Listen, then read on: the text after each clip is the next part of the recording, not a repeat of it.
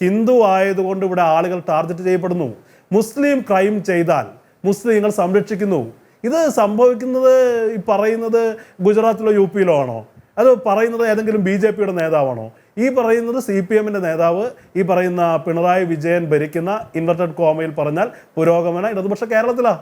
ഇതിന് കൃത്യമായി CPM വിശദീകരിക്കേണ്ടി വരും. എത്ര വിശദീകരിച്ചാലും CPMനെ കുറിച്ച് രാഷ്ട്രീയമായി നഗ്നമാക്കപ്പെട്ടു എന്നുള്ളതാണ് യാഥാർത്ഥ്യം. ഇത് വളരെ കൃത്യമാണ്. ഈ കേസിൻ്റെ ഞാൻ സംഘപരിവാർ പ്രതിനിധി പറഞ്ഞ കേസിനകത്ത് ആസൂത്രിതമായി 10 വയസ്സുള്ളൊരു പെൺകുട്ടി രാഷ്ട്രീയമായി BJPയോട് പക തീർക്കാൻ നിന്നു കൊടുത്തു എന്നൊക്കെ പറഞ്ഞാൽ ആരെങ്കിലും വിശ്വസിക്കുമോ? അതിൽ വരുന്ന വളരെ BJP നേതാക്കന്മാർ അധ്യാപകരായി എത്രയോ സ്കൂളുകൾ പഠിപ്പിക്കുന്നുണ്ട്.